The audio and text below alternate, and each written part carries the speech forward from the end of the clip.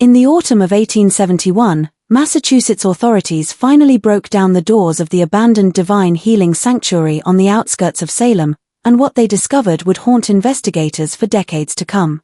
Lying hidden beneath the chapel's floorboards were 847 detailed medical journals, each one documenting what appeared to be impossible cures. Patients who were paralyzed walked, individuals who were blind saw, and tumors vanished overnight. But these were not records of miracles. They were the meticulous documentation of the most elaborate medical fraud in American history, orchestrated by three brothers who had turned divine healing into a calculated art of murder. For 37 years, the Hawthorne family had operated what thousands believed to be God's own healing sanctuary, when in reality, it was a sophisticated laboratory of human experimentation claiming over 400 lives. For 50 years, the state of Massachusetts sealed these records, and church authorities have never publicly acknowledged that they exist. Tonight, the terrifying truth about what really happened behind the sacred walls of the Divine Healing Sanctuary will be revealed. Before we continue with the story of the Hawthorne Brothers and their unholy sanctuary, I need to ask you something. This channel isn't for everyone. It is only for the bravest souls who dare to uncover the darkest secrets hidden in our history. If you are one of those rare individuals who can handle the truth, no matter how disturbing it is, hit that subscribe button and ring the notification bell. Also, I'm curious, from which state are you listening to this story? Drop a comment below and tell me where you're from. Your courage to seek these buried truths is what sets you apart from the crowd. Now, let's step back into the shadows of 1834 Massachusetts, where our tale of deception and death truly begins. The year was 1834, and Salem, Massachusetts, still carried the weight of its infamous past. Since the witch trials, 42 years had passed, but the town remained deeply divided between old Puritan families and newer Protestant denominations seeking to establish their spiritual authority. Like wildfire, the Second Great Awakening had swept through New England, bringing with it a fervent belief in divine intervention and miraculous healing that directly challenged traditional Calvinist doctrine. Into this atmosphere of religious tension and spiritual hunger arrived three brothers who would forever change the meaning of sacred healing in America. Dr. Cornelius Hawthorne was 38 years old, a man who had studied medicine at Harvard before spending 5 years in Europe, where he'd observed the growing trend of medical tourism and faith healing. His younger brother, Reverend Obadiah Hawthorne, was 35, and he possessed a commanding presence and a voice that, with its passionate sermons about God's healing power, could move congregations to tears. The youngest, Ezekiel Hawthorne, was 32, had trained as an apothecary in Boston, and possessed an almost supernatural knowledge of herbs, minerals, and chemical compounds that few in New England could match. A sprawling colonial estate on the outskirts of Salem was purchased by the brothers, a property abandoned since 1692 when its previous owners fled during the witch trials. Surrounded by dense pine forests that provided perfect isolation from prying eyes, the three-story wooden structure sat on 12 acres of land. They immediately began renovations, transforming the main house into what they called the Divine Healing Sanctuary, complete with a chapel, patient rooms, and what they told visitors was a prayer meditation chamber in the basement. What the brothers didn't advertise was the sophisticated laboratory they constructed beneath the chapel, accessible only through a hidden entrance behind the altar. Here, Ezekiel established what would become the most advanced chemical operation in Massachusetts, complete with glass distillation equipment imported from Germany, hundreds of ceramic vessels containing powders and liquids, and detailed anatomical charts that mapped the human nervous system with frightening precision. Something that other faith healers of their era missed entirely was understood by the Hawthorne brothers: the power of specificity. While traveling preachers claimed general healing powers, the Hawthornes specialized in what they called miraculous cures for the incurable. They targeted 3 specific conditions that the medical science of the 1830s couldn't treat: sudden onset paralysis, mysterious blindness, and rapidly growing tumors. Each condition, they claimed, could be reversed through intensive prayer and divine intervention, but only at their sanctuary, and only for those with sufficient faith and financial means. Methodically, the brothers crafted their reputation. Using his medical credentials, Cornelius established relationships with physicians throughout New England, positioning himself as a doctor who wasn't afraid to acknowledge the limits of science when faced with God's greater power. Traveling to churches across Massachusetts, Obadiah delivered sermons about the intersection of faith and healing that left congregations spellbound. Ezekiel, meanwhile, worked quietly in the shadows, developing what he called his divine compounds, substances that could create the very conditions his brothers claimed to cure. By the spring of 1835, the Divine Healing Sanctuary had welcomed its first patients, and word of the Hawthorne Brothers' extraordinary abilities began to spread throughout New England. What none of their patients realized was that they were entering the most sophisticated medical fraud in American history, one that would prey on human desperation and faith for over 3 decades. A crucial lesson had been learned by the brothers from observing other fraudulent healers: the importance of documentation. Every patient who entered their sanctuary was photographed before and after treatment. Their conditions were meticulously recorded in leather-bound journals that Cornelius maintained with scientific precision. These records, they claimed, were proof of God's work through their ministry. In reality, they were the detailed documentation of a criminal enterprise that would eventually claim hundreds of lives. The Hawthorne Brothers' operation began with what they called divine selection. Throughout New England, Cornelius would travel to medical conferences and physicians' offices, carefully studying patient records and identifying individuals whose conditions were deteriorating beyond medical help. He maintained detailed correspondence with doctors, positioning himself as a colleague interested in desperate cases where only divine intervention remained possible. But the brothers' true genius lay in their parallel operation, the systematic creation of patients who appeared to need miraculous healing. 4 years, Ezekiel had spent his time developing what he called his reversible affliction compounds, chemical preparations that could induce specific symptoms perfectly mimicking serious medical conditions. His masterpiece was a powder derived from a rare South American plant that, when administered in precise doses, could cause temporary paralysis lasting anywhere from 2 weeks to 3 months, depending on the concentration. Diabolically simple was the brothers' method. They would identify healthy individuals from wealthy families, often targeting those traveling alone or visiting Salem for business. Through carefully orchestrated chance encounters, these individuals would be invited to tour their sanctuary, where Ezekiel would serve them tea laced with his compounds. Within days, the victims would begin experiencing symptoms: gradual loss of feeling in their limbs, mysterious vision problems, or the appearance of what seemed like rapidly growing tumors, actually wax formations injected under the skin while the victims were unconscious. When these manufactured patients began showing symptoms, the brothers would discover their conditions during routine conversations, expressing deep concern and offering the services of their sanctuary. The victims, terrified by their sudden afflictions and desperate for help, would readily agree to treatment. The brothers would then document their conditions extensively, creating before and after photographs that would serve as proof of their miraculous healing abilities. The healing process was theatrical and convincing. Obadiah would conduct elaborate prayer sessions, often lasting several hours, while Cornelius administered what he called divine medicine, actually the antidotes that Ezekiel had developed for each of his compounds. The paralysis would fade, vision would return, and the wax tumors would be skillfully removed during nighttime divine surgery performed while patients were sedated. Enormous fees for their services were charged by the brothers, typically demanding between $500 and $2,000 per patient, fortunes that represented lifetime savings for most families. They justified these costs by claiming that true divine healing required substantial sacrifice and that their ministry needed funding to continue God's work. Most families gladly paid, believing they were witnessing genuine miracles. Throughout New England and beyond, word of the Hawthorne Brothers' success spread. By 1837, they were receiving letters from families across America, begging for their help with genuinely ill relatives. A predicament was found by the brothers. They had built their reputation on a 100% success rate, but now they were being asked to treat patients with real incurable conditions. Their solution was as cold-blooded as it was logical. When patients arrived with genuine medical conditions, actual paralysis from strokes, real tumors, or hereditary blindness, the brothers would conduct their usual elaborate ceremonies. But instead of administering healing compounds, Ezekiel would prepare what he called divine transition medicine, carefully calculated doses of morphine and other substances that would cause patients to die peacefully in their sleep.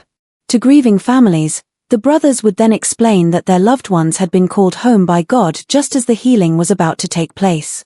Elaborate theological explanations about divine timing and the mysteries of God's plan would be offered, while privately these deaths were documented in separate journals they kept locked away in their basement laboratory.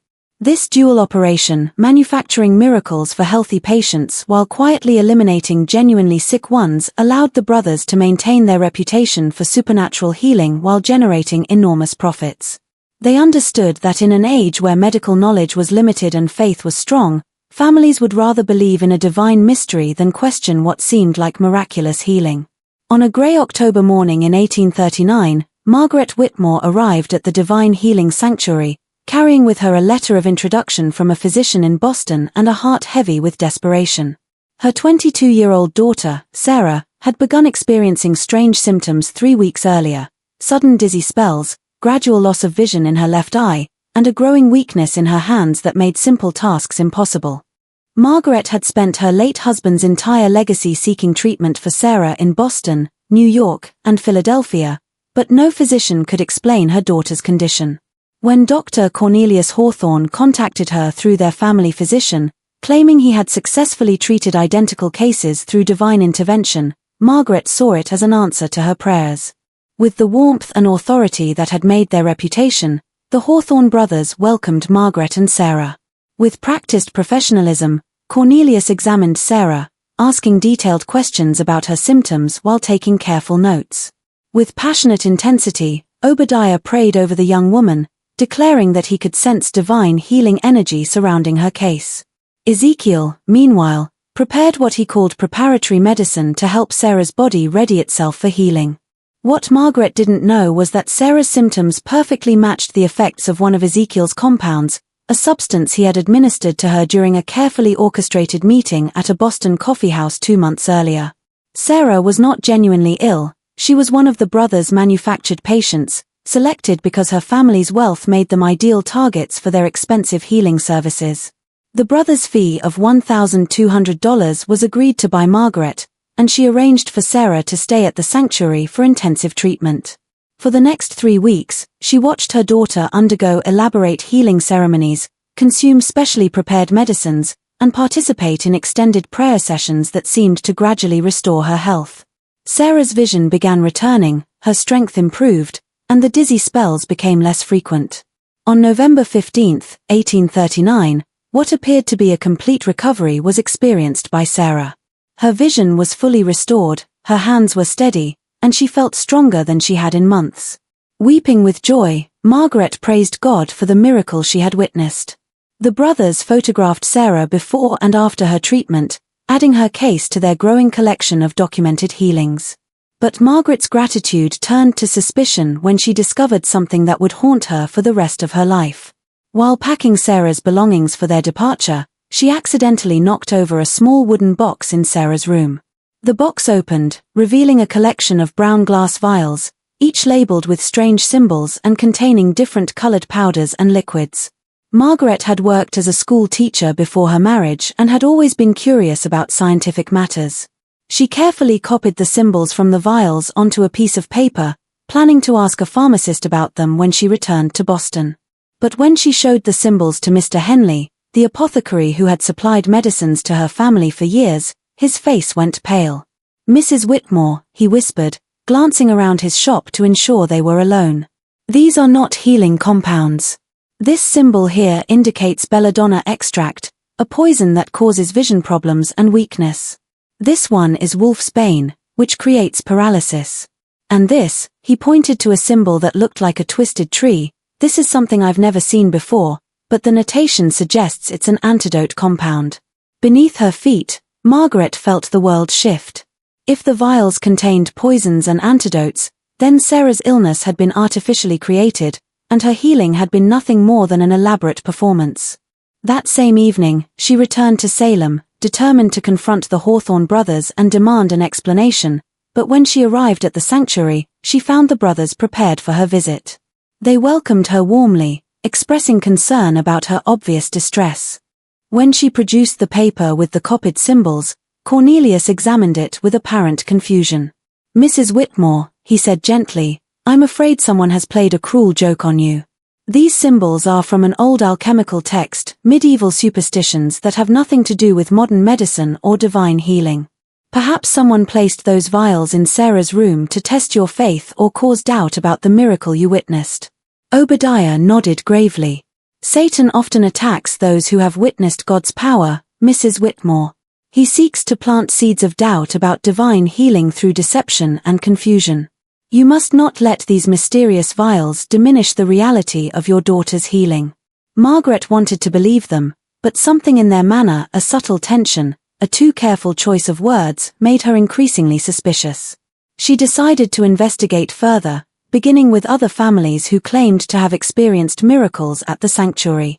To the Peaton family of Concord, Margaret's investigation led her, whose son had supposedly been healed of sudden paralysis 6 months earlier. When she spoke with Mrs. Peaton, she discovered disturbing similarities between their cases. Like Sarah, young Thomas Peaton had developed his symptoms gradually after a chance encounter with a stranger in a public place. Like Sarah, his condition had followed a specific pattern: weakness, then partial paralysis, then gradual recovery during treatment at the sanctuary. But Mrs. Peaton revealed something that made Margaret's blood run cold. During Thomas's treatment, she had noticed that Ezekiel Hawthorne seemed to know exactly which medicines to prepare and when to administer them, as if he were following a predetermined schedule rather than responding to her son's condition.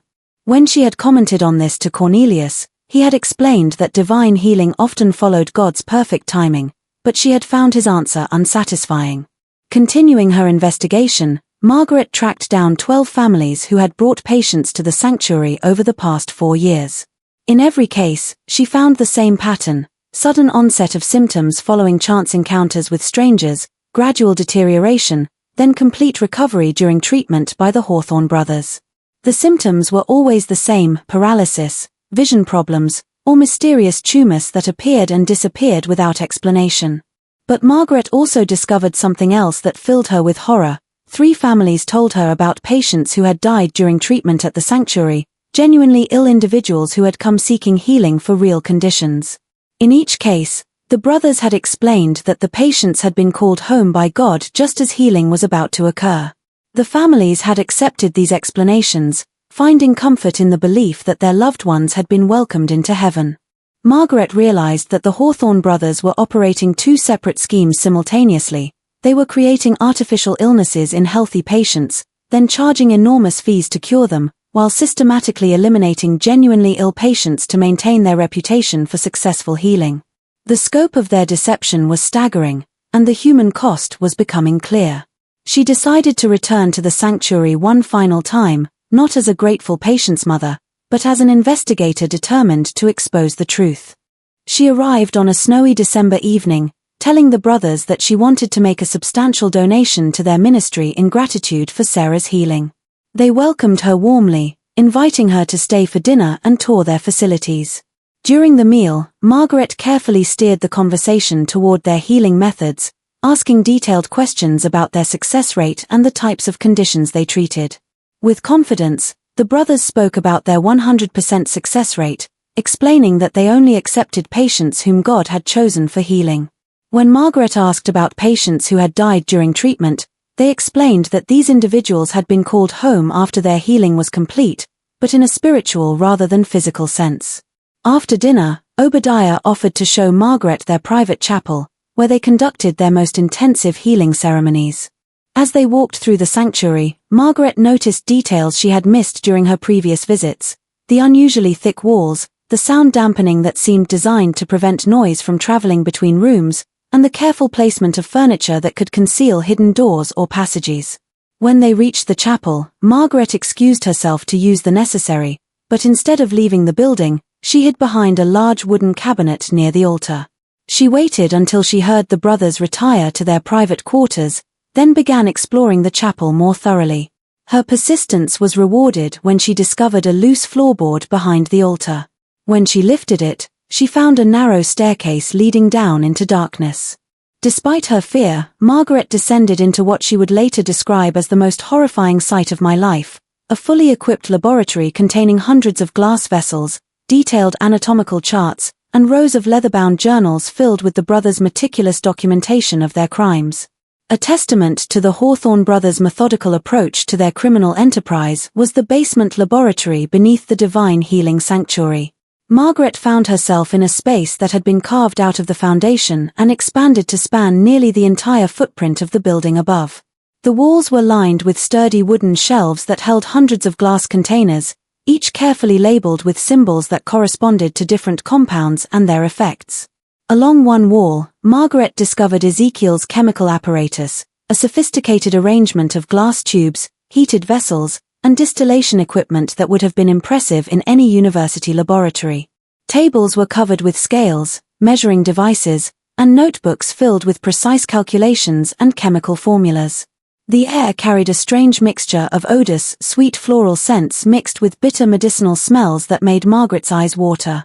But it was the documentation that truly revealed the scope of the brothers' operation. Margaret found herself looking at shelves lined with leather-bound journals, each one meticulously organized by year and patient type.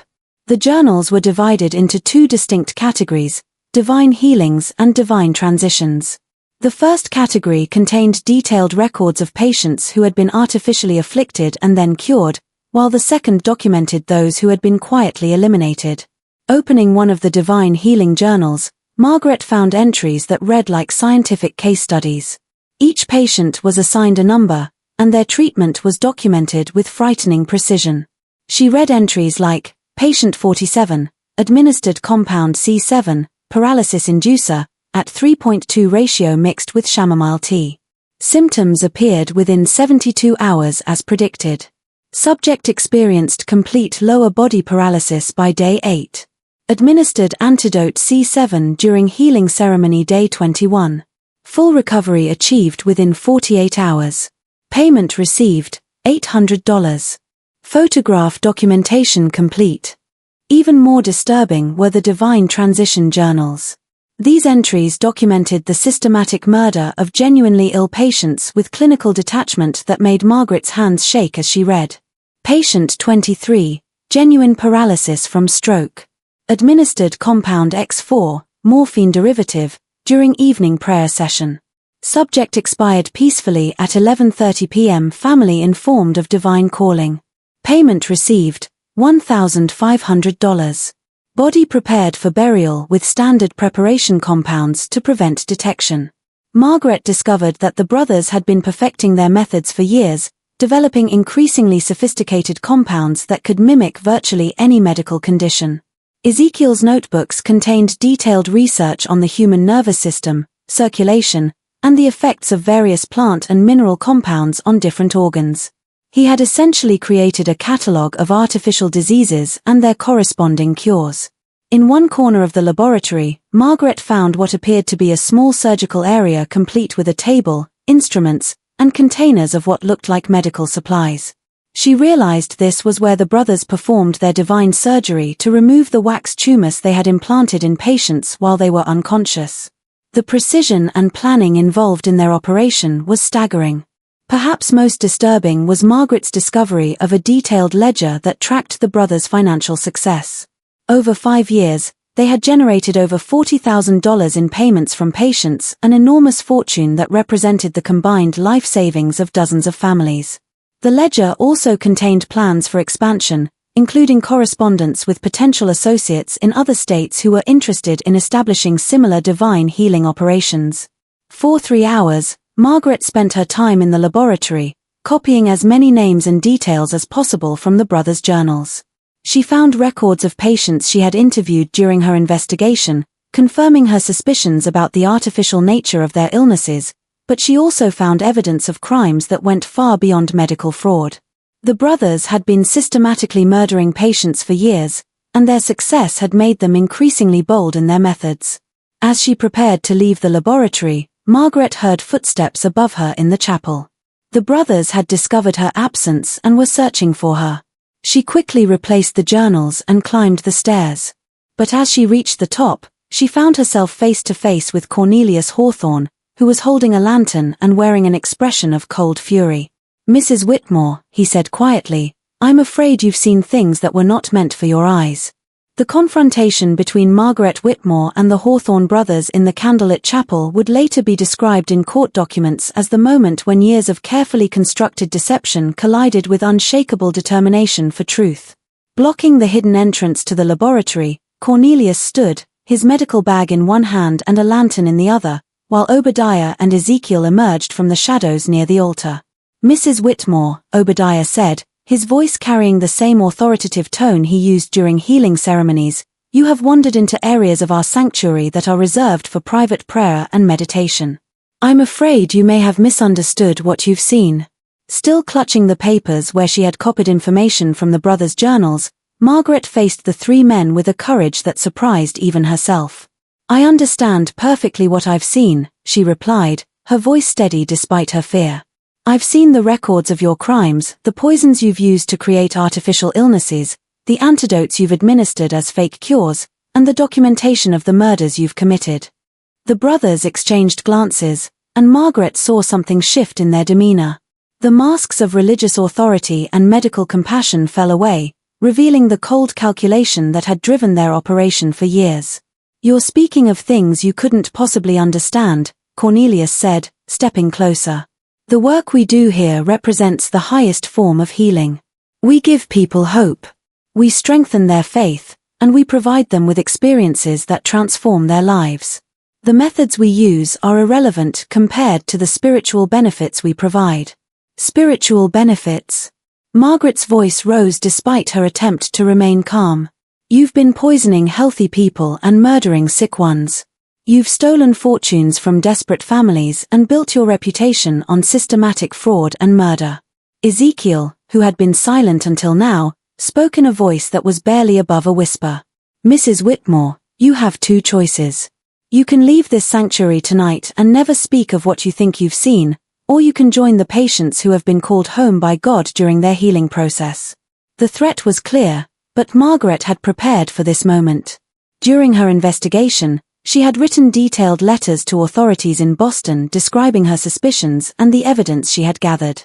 She had left these letters with her attorney with instructions to deliver them to the Massachusetts Attorney General if she failed to return from Salem by a specific date.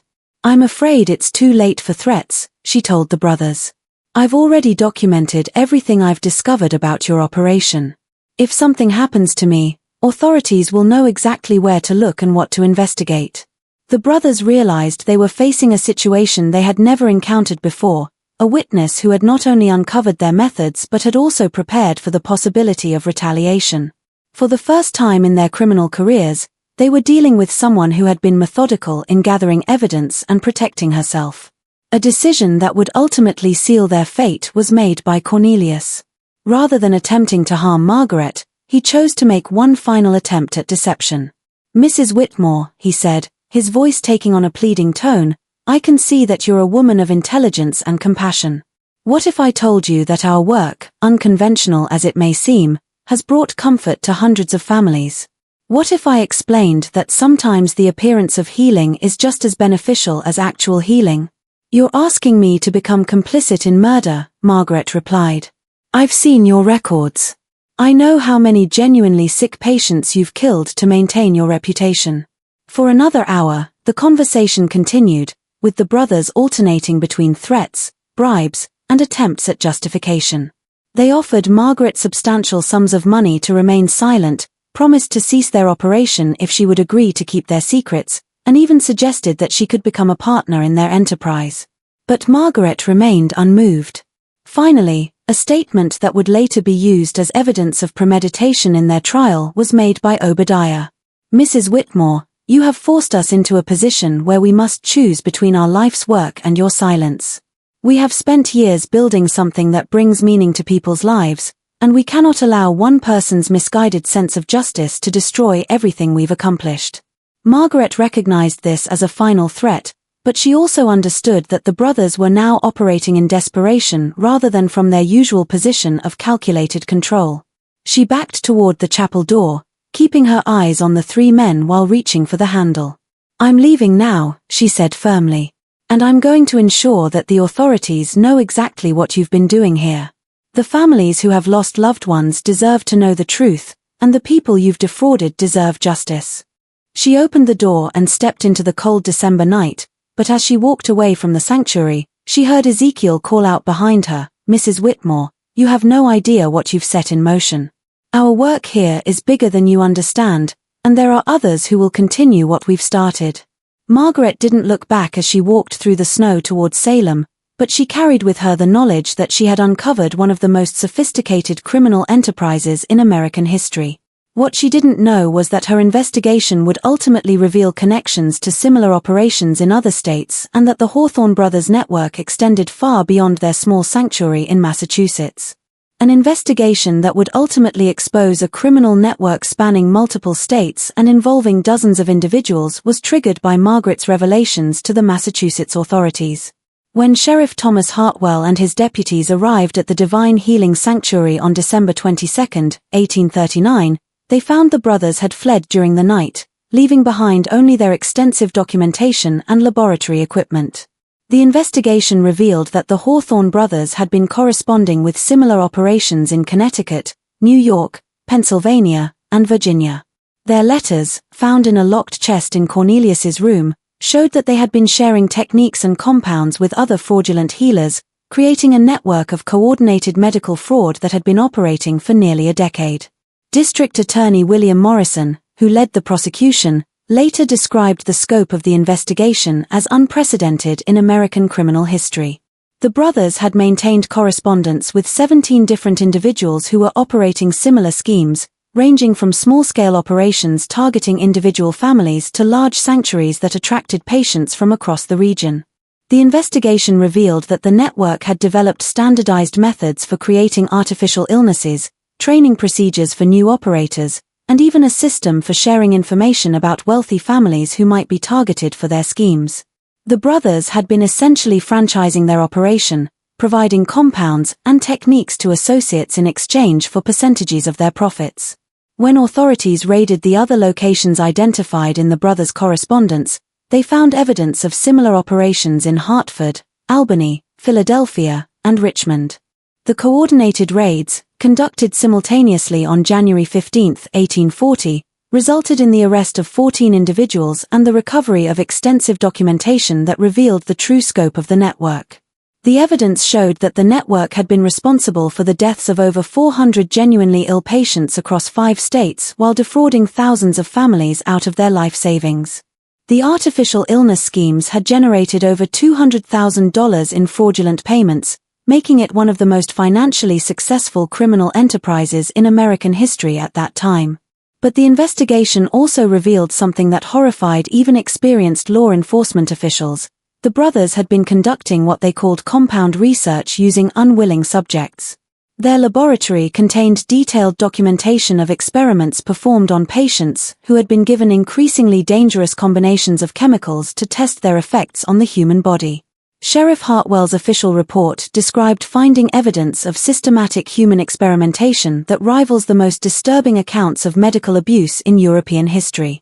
The brothers had been using their patients as test subjects for developing new compounds, carefully documenting the results of various chemical combinations and their effects on different organs and systems. Across multiple states, the manhunt for the Hawthorne brothers extended, with wanted posters distributed throughout New England and beyond. Federal marshals became involved when evidence suggested the brothers had fled to territories beyond state jurisdiction. The search was complicated by the fact that the brothers had maintained multiple identities and had established safe houses in several locations. The key witness in the prosecution's case became Margaret Whitmore, providing detailed testimony about her discovery of the laboratory and her confrontation with the brothers. Her careful documentation of the evidence she had found proved crucial in establishing the scope of their crimes and the systematic nature of their operation. The trial, when it finally began in September 1840, attracted national attention. Newspapers across the country covered the proceedings, and the courtroom was packed with family members of victims, medical professionals, and religious leaders who wanted to understand how such an elaborate deception had been maintained for so long. A picture of calculated cruelty and systematic exploitation of human desperation was painted by the evidence presented by the prosecution. Witness after witness testified about their experiences with the brothers, describing the artificial illnesses they had suffered and the enormous fees they had paid for fake cures. Families of patients who had died during treatment testified about their losses, finally understanding that their loved ones had been murdered rather than called home by God. The defense attempted to argue that the brothers had genuinely believed in their healing abilities and had only documented their methods to better understand divine intervention. But the extensive evidence of premeditation, the systematic nature of their crimes, and the clear financial motivations made this argument impossible to sustain. When the time comes to reveal the final truth about the Hawthorne Brothers network, remember that you're among the select few who have the courage to hear these darkest secrets of American history. If you've made it this far, you're not like most people. You're someone who seeks truth regardless of how disturbing it might be.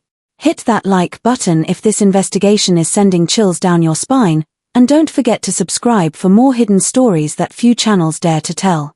Share this video with someone who loves dark mysteries, because together, we're uncovering secrets that have been buried for over a century. An unexpected turn was taken by the trial of the Hawthorne brothers when Ezekiel Hawthorne, the youngest brother and the mastermind behind their chemical operation, was captured in Baltimore in November 1840. Unlike his brothers, who had maintained their innocence and claimed to be genuine healers, Ezekiel chose to cooperate with authorities in exchange for a reduced sentence. His testimony, delivered over 3 days in a packed courtroom, revealed details about their operation that shocked even the prosecutors who had been investigating the case for nearly a year. Ezekiel explained that their network had been developing what they called medical theater, elaborate performances designed to simulate miraculous healing while generating enormous profits from desperate families. We understood, Ezekiel testified, that people needed to believe in miracles more than they needed actual healing. Our artificial illnesses and cures provided them with experiences that strengthened their faith and gave them hope, even if the medical effects were temporary. We saw ourselves as providing a service that doctors and traditional healers couldn't offer. But Ezekiel's testimony also revealed the cold calculation behind their systematic murders. When asked about the patients who had died during treatment, he explained their reasoning with chilling logic. Genuinely ill patients presented a problem for our reputation. We had built our success on a 100% healing rate, and we couldn't allow real diseases to damage our credibility.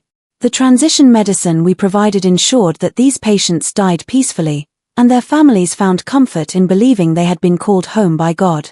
Evidence that would forever change how the case was understood was then presented by the prosecution. Hidden in Ezekiel's Baltimore laboratory, authorities had discovered a series of journals that documented what he called advanced research experiments conducted on patients without their knowledge or consent. These experiments had been designed to test the effects of various compounds on the human body, with results that would later be used to develop more sophisticated artificial illnesses. The journals revealed that the brothers had been using patients as test subjects for chemical combinations that could create virtually any symptom imaginable. They had developed compounds that could cause temporary blindness, paralysis, skin conditions, respiratory problems, and even mental confusion. Each compound had been tested on multiple patients, with the results carefully documented for future use. But the most disturbing revelation came when Ezekiel described their long-term goals. The brothers had been working toward what they called medical legitimacy. They planned to eventually transition from fraudulent healing to becoming recognized medical researchers. They intended to use their accumulated wealth and documented research to establish a legitimate medical institution where they could continue their human experiments under the guise of scientific advancement. We believed, Ezekiel testified, that our research would eventually contribute to genuine medical breakthroughs. The compounds we developed and the systematic documentation of their effects represented valuable scientific knowledge that would benefit humanity. The methods we used were necessary to advance medical understanding in ways that traditional research could never achieve. The prosecution's final witness was Dr. Henry Patterson, a physician from Harvard Medical School, who had been asked to review the brothers' research documents. His testimony provided the scientific context that helped the jury understand the true nature of their crimes.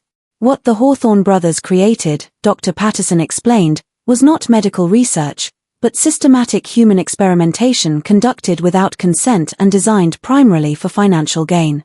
Their compounds were not treatments, but weapons used to create artificial suffering for profit.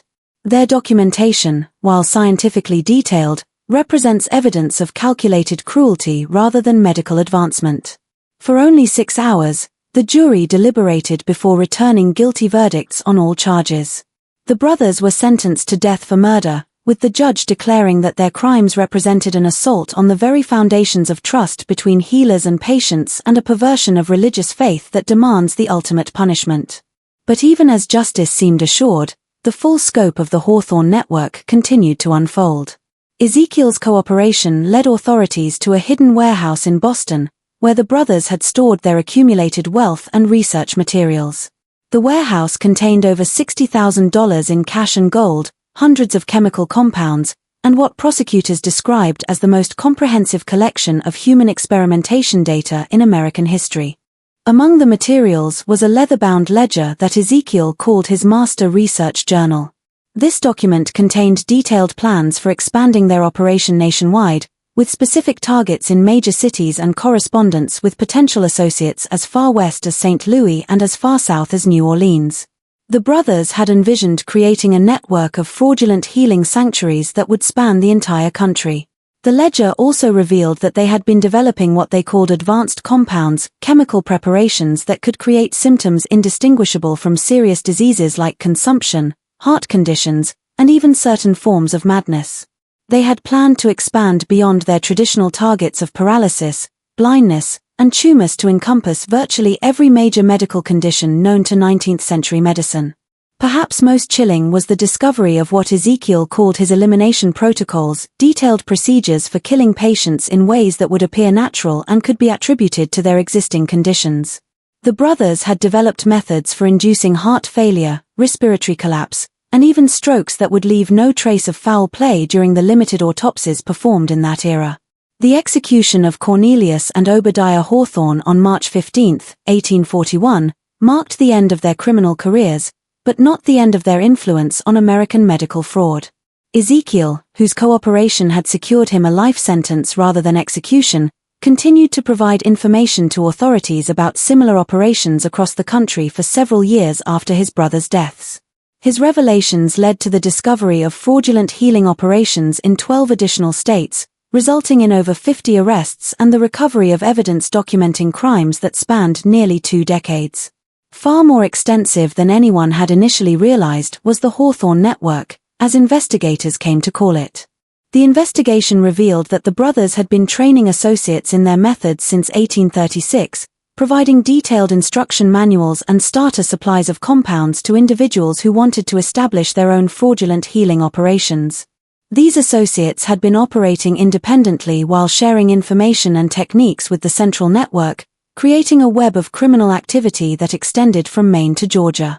One of the most disturbing discoveries was a series of letters between Ezekiel and a physician in Charleston, South Carolina, discussing the possibility of using their compounds to create artificial slave illnesses that could be cured for propaganda purposes.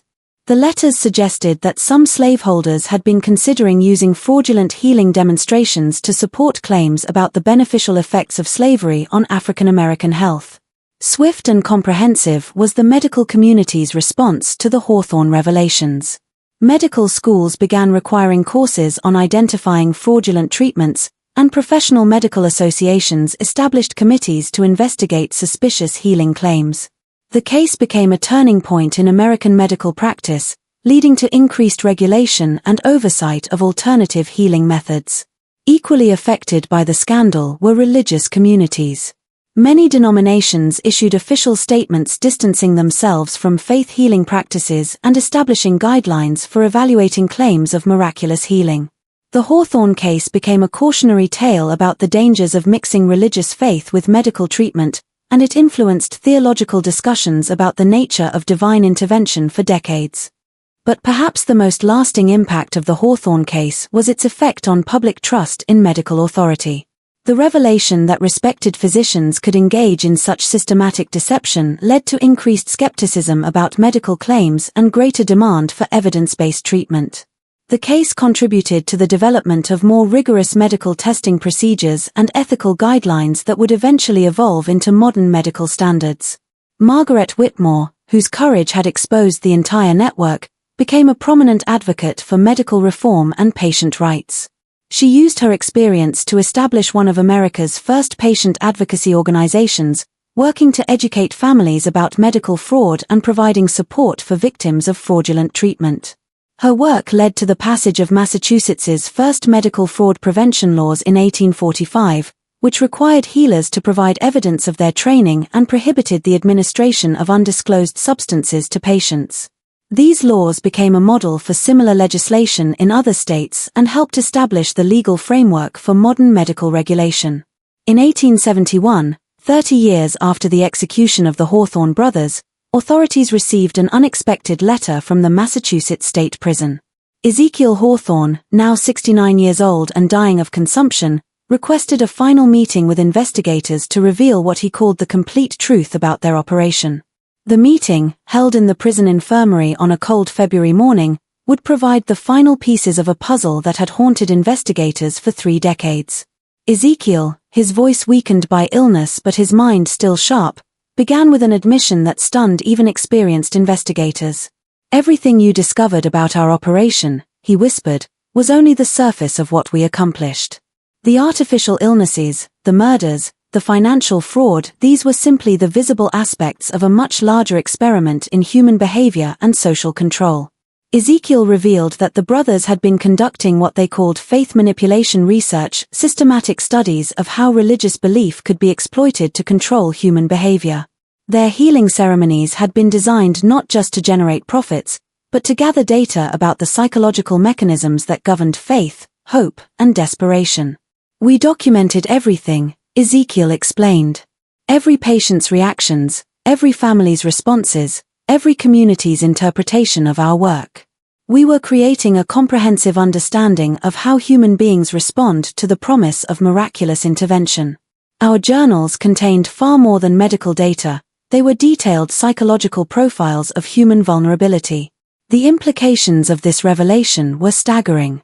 The brothers had essentially been conducting one of the first systematic studies of psychological manipulation in American history, using their patients as unwitting subjects in experiments designed to understand the limits of human gullibility and the power of false hope.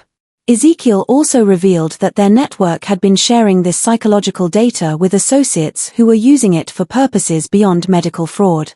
Some associates had been politicians interested in understanding how to manipulate public opinion, while others had been businessmen seeking to develop more effective advertising and sales techniques. "We proved," Ezekiel said, his voice barely audible, "that human beings will believe almost anything if it's presented with sufficient authority and wrapped in the promise of miraculous intervention. Our research showed that people's need to believe in the impossible is so strong that they will ignore obvious evidence of deception if maintaining their faith provides emotional comfort." But Ezekiel's final revelation was perhaps the most disturbing of all. In a metal box hidden beneath his cell's floorboards, he had preserved a single journal that contained what he called his ultimate research, detailed plans for using their psychological manipulation techniques on a massive scale. The journal outlined strategies for creating artificial crises that could be resolved through fraudulent interventions, methods for identifying and exploiting community vulnerabilities, and techniques for maintaining long-term deception through careful management of evidence and witnesses. It was, investigators realized, a comprehensive manual for large-scale social manipulation disguised as scientific research. "Our work at the sanctuary," Ezekiel concluded, "was never really about healing or even about money. It was about proving that human society is built on foundations that can be systematically undermined by those who understand the mechanisms of faith and fear. We demonstrated that even the most sacred trusts, between healers and patients, between religious leaders and congregations, can be exploited by individuals with sufficient knowledge and determination." 3 days after this final confession, Ezekiel Hawthorne died, taking with him the complete details of psychological manipulation techniques that would not be formally studied by legitimate researchers for another century. His journal was sealed by court order and remained classified until 1971, when it was finally released to academic researchers studying the history of medical fraud. For over 30 years after the arrest of the Hawthorne Brothers, the Divine Healing Sanctuary remained abandoned. Local residents reported strange sounds and unexplained lights in the building, leading to rumors that the site was haunted by the spirits of the brothers' victims. In reality, these phenomena were likely caused by the chemical residues from Ezekiel's laboratory, which continued to emit vapors and create unusual reactions in the building's materials. In 1872, the building was finally demolished by order of the Salem City Council, but workers discovered something that had been missed during the original investigation. Beneath the laboratory, Ezekiel had constructed an additional chamber that contained his most sensitive research materials. This hidden room held detailed documentation of experiments that made even the known horrors of their operation pale in comparison. The final chamber contained evidence that the brothers had been testing their compounds on children, using patients' families as unwitting accomplices in experiments designed to understand how artificial illnesses affected developing minds and bodies. The documentation showed that they had created specific compounds designed to cause temporary developmental delays, behavioral changes, and learning difficulties in young patients. These final revelations were never made public, as authorities determined that the information was too disturbing to release and could cause additional trauma to surviving family members. The documents were sealed permanently, with access restricted to researchers studying the prevention of medical abuse. Today, the site of the Divine Healing Sanctuary is occupied by a small park dedicated to the memory of the brothers' victims. A simple granite monument lists the names of the 400 confirmed victims along with an inscription that reads, "In memory of those who suffered and died seeking healing and hope. May their tragedy serve as a warning about the dangers of false promises and the importance of questioning those who claim miraculous powers." Margaret Whitmore lived to be 87 years old, spending her final decades working to prevent medical fraud and support victims of deceptive healing practices. Her autobiography, published in 1885, became one of the first detailed accounts of medical fraud investigation and influenced the development of consumer protection laws throughout the United States. Sarah Whitmore, Margaret's daughter, whose artificial illness had first exposed the brothers' operation, became a physician herself, dedicating her career to legitimate medical research and the treatment of patients who had been victims of medical fraud. She established one of America's first clinics specifically designed to help individuals recover from the physical and psychological effects of fraudulent medical treatment. American medicine was fundamentally changed by the Hawthorne case, leading to the establishment of medical licensing requirements, ethical review boards, and patient protection laws that continue to govern medical practice today. The brothers' crimes demonstrated the need for systematic oversight of medical claims and helped establish the principle that extraordinary claims require extraordinary evidence. But perhaps the most important legacy of the Hawthorne case is its demonstration of the courage required to challenge respected authority figures when they abuse their positions of trust. Margaret Whitmore's willingness to investigate suspicious circumstances and confront dangerous criminals showed that ordinary citizens have the power to expose even the most sophisticated deceptions when they combine determination with careful investigation. The complete story of the Hawthorne brothers' crimes serves as a reminder that evil often disguises itself as virtue, that those who prey on human vulnerability often present themselves as helpers and healers, and that the most dangerous deceptions are those that exploit our deepest needs for hope, healing, and faith. In an age when medical misinformation and fraudulent healing claims continue to exploit vulnerable populations, the Hawthorne case remains a powerful example of why skeptical inquiry and evidence-based evaluation are essential protections against those who would abuse our trust and exploit our desperation. On the fundamental human need to believe in miraculous intervention when facing suffering and loss, the Hawthorne brothers built their empire of deception. Their crimes succeeded because they understood that people's desire for hope can override their capacity for skeptical thinking and that desperation can make even intelligent individuals vulnerable to elaborate deception. But their eventual exposure and punishment also demonstrated that truth has a way of emerging even from the most carefully constructed lies, that evidence-based investigation can overcome even sophisticated deception, and that justice, though sometimes delayed, can ultimately prevail against even the most calculated evil.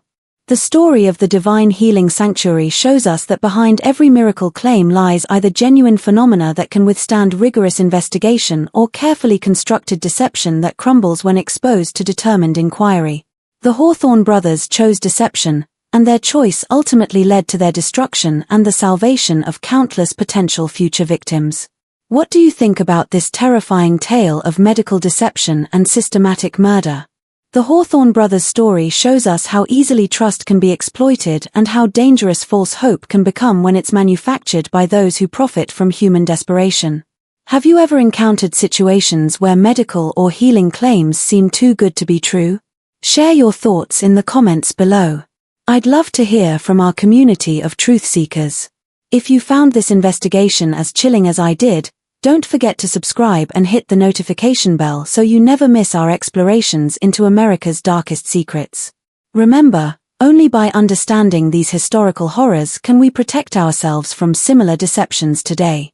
Until next time, keep questioning, keep investigating, and never stop seeking the truth, no matter how disturbing it might be.